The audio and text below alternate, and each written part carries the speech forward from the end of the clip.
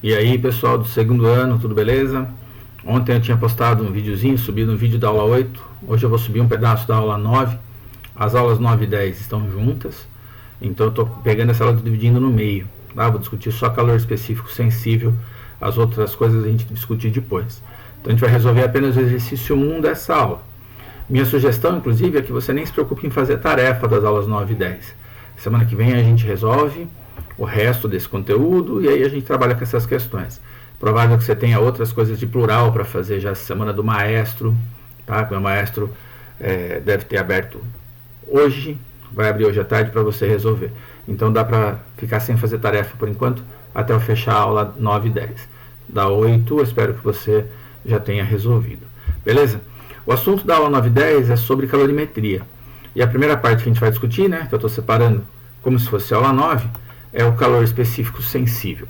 O calor específico sensível é uma grandeza que vai expressar para a gente quanto de calor eu tenho que fornecer para uma massa de substância para promover uma variação de temperatura nessa amostra. Então, por exemplo, se eu tiver água, para cada grama de água que eu quero aquecer em 1 grau, eu preciso fornecer 1 caloria. Então, o calor específico da água está aqui, ó, 1 caloria por grama grau Celsius. Já para o alumínio, para cada grama de alumínio que eu quero esquentar em 1 grau, eu preciso fornecer 0,22 calorias. Então, se eu pego a mesma quantidade de matéria, tá, o mesmo 1 grama que eu quero esquentar em 1 grau, para esquentar o alumínio eu gasto menos. Então, o alumínio, tendo a mesma massa do que a água, é mais fácil de ser aquecido. Ah, eu nunca vi isso na minha vida, professor. Com certeza você já viu. Se você já foi na praia durante o dia, você deve ter visto que a areia, né, depois de um tempo de sol, está quente, enquanto a água vai estar fria. E se você vai à noite, essa relação se inverte. Né? A areia está fria e a água está quente. O calor específico sensível da areia é baixo. Então, com a quantidade de calor que vai chegar ali através dos raios do sol, né, a energia luminosa vai ser transferida na forma de calor, você vai ter um aquecimento rápido, um aquecimento bem grande da areia. Enquanto a água vai ser mais difícil de esquentar. Então, ela passa o dia todo esquentando, e aí à noite ela vai estar quente e vai esfriar ao longo da noite. Beleza? Do ponto de vista matemático, a quantidade de calor, então, o calor específico vai dar a quantidade de calor para cada massa que eu provoco uma variação de temperatura. Então aqui está caloria por grama grau Celsius. Essa expressão ela vai ser chacoalhada, a gente vai mexer nela para deixá-la assim, ó. Q igual a mc delta θ. É isso que vai permitir para a gente determinar, por exemplo, quantas calorias eu vou gastar para esquentar, sei lá, 800 gramas de alumínio em 30 graus. No lugar da gente fazer várias regras de 3, a gente acaba usando essa expressão, que muitas vezes as pessoas decoram falando que é o Q macete. Tá? Q igual a mc delta t, Q macete. Beleza? Aqui a gente vai ter um exemplo dessa resolução. Estou colocando um extra antes ainda da questão que você vai ter na apostila. A temperatura de 90 graus Celsius é ideal para a água que será utilizada no preparo de café. Tá? Geralmente a gente deixa a água ferver, isso não é bom. 90 graus, temperatura ideal. João coloca 600 gramas de água a 20 graus Celsius de uma panela com o intuito de coar café. Determine a quantidade de calor absorvida pela água até atingir a temperatura ideal. Considere calor específico da água, 4,2 joules por grama grau Celsius. Repara que aqui eu mudei a unidade de medida. Esse valor equivale a 1 caloria por grama grau Celsius. Só que aqui eu estou usando o sistema internacional, a medida de energia em joule, e aqui eu estou usando o sistema usual. Como a quantidade de calor específico aqui é uma constante do material, tá? Assim, para a água o valor é esse, dadas certas condições, mas a gente considera que o valor vai ser esse, é ela que determina para mim a unidade de medida que eu vou usar. Então, o calor específico da água demanda que a energia esteja em joules, a massa em grama e a temperatura em graus Celsius. Para a gente resolver essa questão, a gente anota os dados. Eu sempre sugiro que você faça isso, anote os dados. O que eu quero? Quantidade de calor, Q. O que eu conheço? A massa, 600 gramas. O calor específico sensível, 4,2 joules por grama grau Celsius. E quanto eu estou aquecendo? Estou aquecendo de 20 até 90. Então, a delta θ vai ser 70 graus. Em termos de unidades, está coerente, grama com grama, grau Celsius com grau Celsius. O joule que sobrou aqui é a nossa unidade de energia. Lembra? Calor é a quantidade de energia, uma certa forma de energia. Então, quantos joules eu vou ter que fornecer para a água? A gente aplica a equação, que é igual a mc delta θ, aqui macete, que é igual a 600 vezes 4,2 vezes 70. E a gente vai ter aqui, ó, calculando esse produto, 176.400 joules. Eu poderia deixar a resposta assim, tá? Poderia deixar essa resposta em caloria, caso a gente tivesse escrito aqui 1.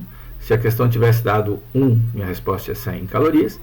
Ou, como eu tenho 1000, tá? Posso tirar 3 casas aqui e colocar o 1000 como quilojoule.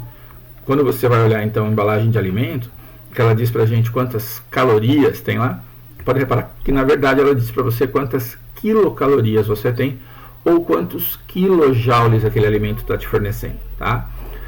Então, a gente multiplicaria por 1000 aquela quantidade que a gente vai ter.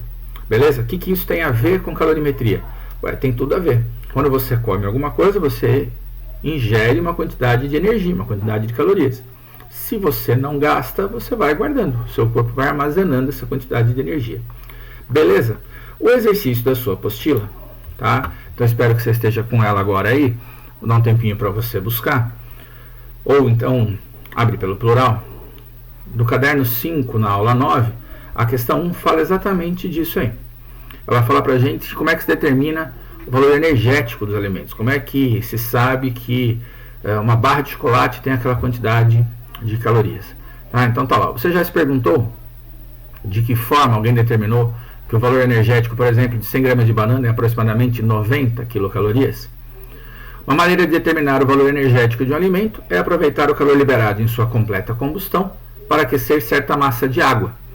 Aferindo-se a variação de temperatura da água, é possível estimar a quantidade de energia liberada na queima do alimento. Em tese, essa energia que o alimento libera quando você o ingere. Observe a tabela abaixo, que mostra o valor nutricional de 100 gramas de banana nanica crua. Bom, você tem um monte de informação nessa tabela aqui, tá? Um monte de coisa, que são as informações nutricionais. Para nós, só vai interessar a primeira linha. Valor energético por porção de 100 gramas de banana nanica. 90 quilocalorias para cada 100 gramas de banana nanica, tá? Então guarda isso aí que é o que vai interessar para nós. A continuação da pergunta. Considere que um laboratório responsável por conferir o valor energético dos alimentos tenha sido consultado para verificar se a tabela acima está ou não correta. Suponha que 150 gramas de banana nanica crua tenham sido queimados e que o calor liberado nessa combustão tenha sido empregado para aquecer 2 litros de água, inicialmente a 20 graus Celsius.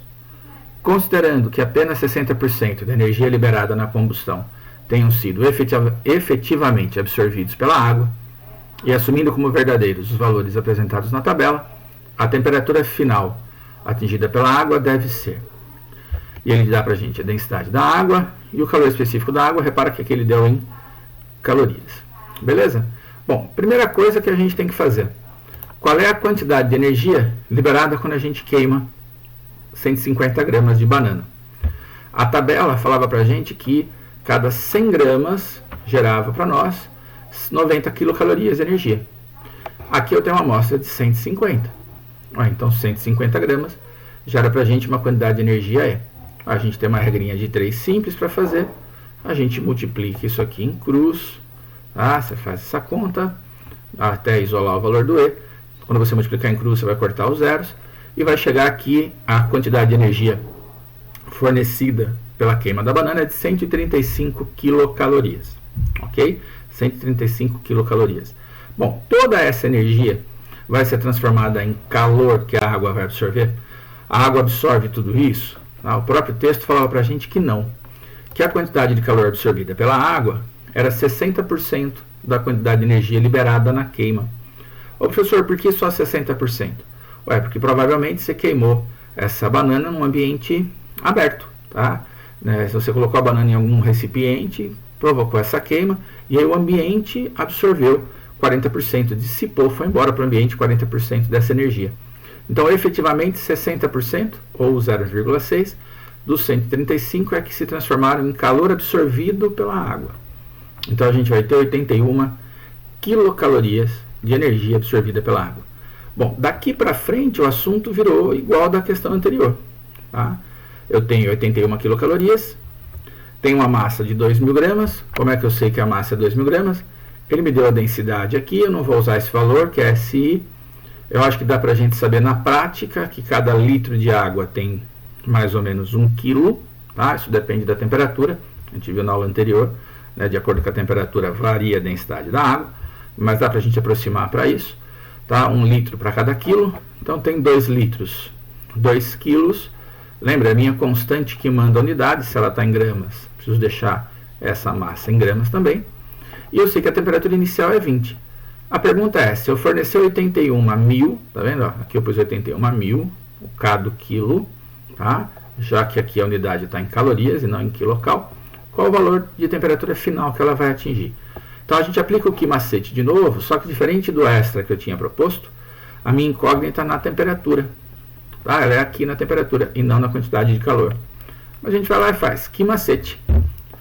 Q igual a MC delta θ, 81.000 calorias, igual a 2.000 vezes 1, vezes θ menos 20.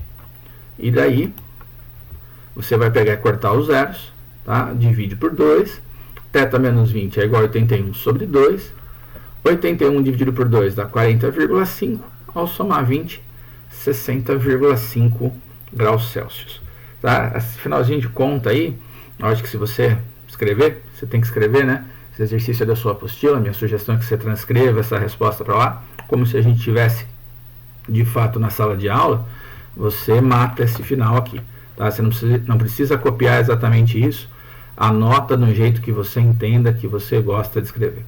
Legal? Esse assunto aqui, então, assunto da aula 9, é um assunto razoavelmente fácil, gostoso. A semana que vem a gente retoma, provavelmente eu vou usar o Hangouts, tá? Aliás, hoje ainda eu vou usar esse Hangouts, a gente tem um horário nele. Se você tiver alguma dúvida da aula anterior ou dessa, entra pra gente conversar, beleza? Se a resposta aqui, ó, é letra D. Se você não conseguir conversar comigo, você tem ainda mais esses outros canais para você poder tirar dúvida, mas eu acho que vai valer a pena a gente usar o Hangouts no horário de aula. A ferramenta lá também é bastante interessante, eu usei hoje de manhã com o pessoal do primeiro dia Itu, gostei bastante. Beleza, pessoal? Então, um abraço, se cuida, tá? Fica bem e a gente se vê ainda por aqui.